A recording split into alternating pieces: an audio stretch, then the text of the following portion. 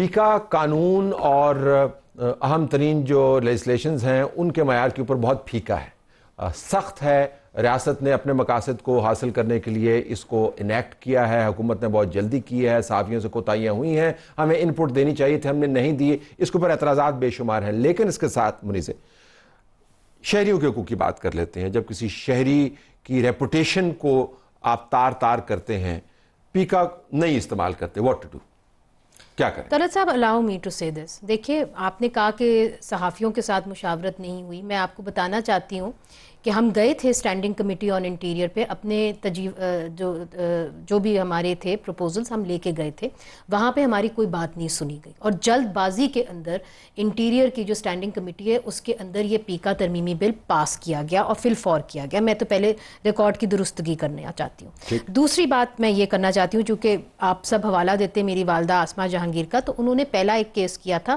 Freedom of expression کا، آپ کو یاد ہوگا الطاف حسین کے حوالے سے. تو جو آپ بات کر رہے ہیں نا فیک نیوز پہ، مجھے آپ بتائیں حکومت نے کوئی راؤنڈ ٹیبل کی جہاں پہ جو لوگ ڈیفیمیشن میں پھنسے جاتے ہیں یا ان کے اوپر ایکیوزیشن ہوتی ہے، جو وکیل اس پہ کام کرتے ہیں، وہ آپ کو آ کے بتائیں کہ جی کیوں نہیں یہاں پہ ڈیفیمیشن چلتی، یہاں پہ فیک نیوز کیوں چلتی ہے. آپ نے ان کو بلایا، پریکٹیشنرز کو، آپ نے ان سے پوچھا کہ کیوں نہیں یہاں پہ چلتا؟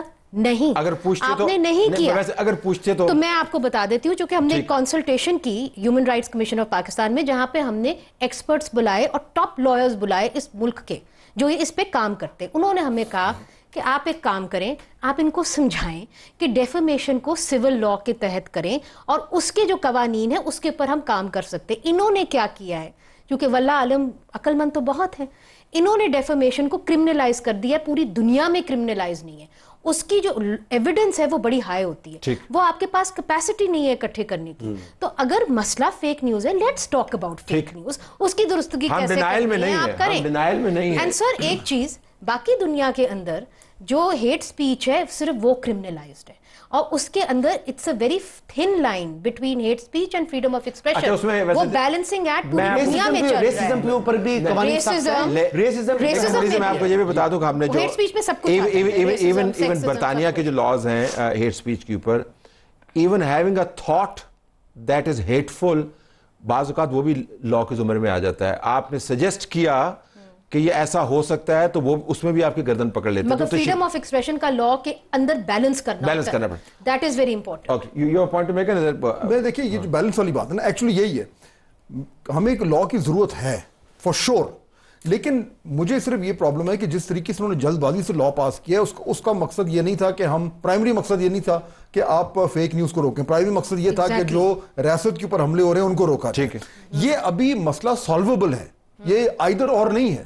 اس لا کو سامنے رکھ کر اس میں امینڈمنٹس پاس ہو سکتی ہیں، اس کو بہتر کیا جا سکتا ہے. دیکھیں ہر چیز میں مشاورت، آپ گھر بیچنے جائیں وہ اخبار میں ایک چھاپتے ہیں کہ بھئی کسی کو کوئی اس سے آبجیکشن تو نہیں ہے، سو اسٹیک ہولڈرز کو لا کر کریں. ابھی بھی میرے خیال میں اس لا میں بہت بہتری لا کے اس سے سام بھی مر سکتا ہے اور لاٹھی بھی نہ ٹوٹے. And I don't say that at a point.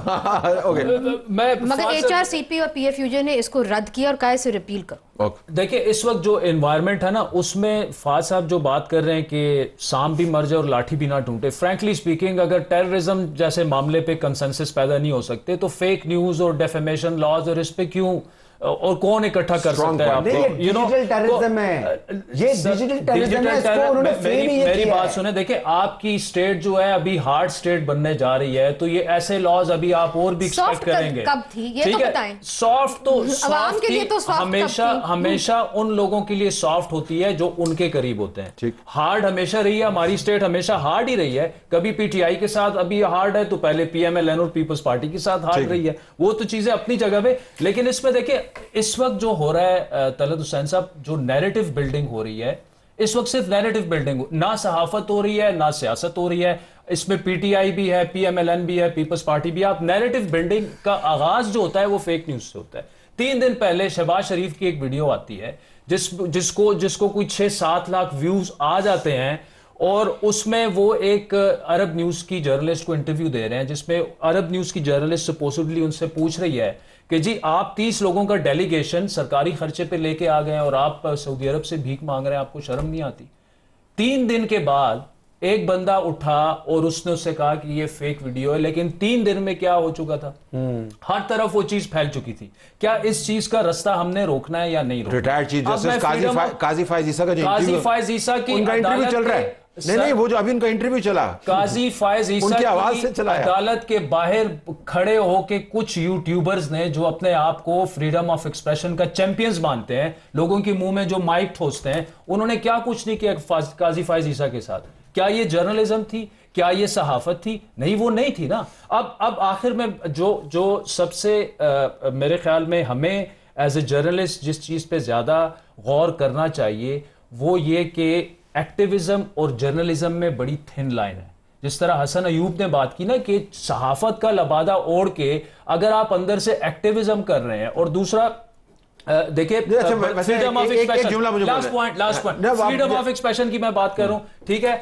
جتنی آزادی، جب لوگ یہ کہتے ہیں نا کہ پاکستان میں صحافی کو زیادہ آزادی حاصل ہے برطانیہ کے مقابلے میں، یہ عمران خان کی ایک سٹیٹمنٹ میں کوٹ کروں جب وہ پرائم منسٹر تھے، ان کی بات درست تھی. میں نے بی بی سی میں ورلڈ سروس میں 7 سال کام کیا ہے، 7 سال وائس آف امریکہ میں کام کیا ہے، مجھے اپنا اوپینین ٹویٹ کرنے کی اجازت نہیں تھی. Beat that. اچھا میں آپ کو بتاؤں، صحافت کریں، ایکٹیویزم کریں، جو مرضی کریں، بکواس نہیں کریں. اور چلیں ایکٹیویزم کو برا نام نہ دے، پاکستان میں اتنے اچھے ایکٹیویزم ہیں، آپ پروپیگنڈا کی وہ ایکٹیویزم تو نہ ہو. نہیں کریں نا، ایکٹیویزم تو پازیٹیو ہوتا ہے، خدایا اس کو تو چھوڑ. ہم کہتے ہیں وہ پولیٹیکل ایکٹیویزم کا، لیکن کسی اور نام سے آپ پروپیگنڈا ہوتا ہے اسے کہتے ہیں، لیکن بکواس نہیں کریں، اور جس سے لوگوں کی عزتیں خراب ہوتی. سو گنجائش کیا ہے؟ گو ہیڈ. وے فارورڈ کیا ہے؟ وے فارورڈ تو یہ ہے کہ دیکھیں ہمارے قوانین سخت ہوں گے. ہماری قوم ہے، جس طرح کہ ہم لوگ ہیں، ہم جب تک سختی نہیں ہوگی تو ہم لوگوں نے اس چیز سے ڈرنا نہیں ہے، پیچھے نہیں ہٹنا.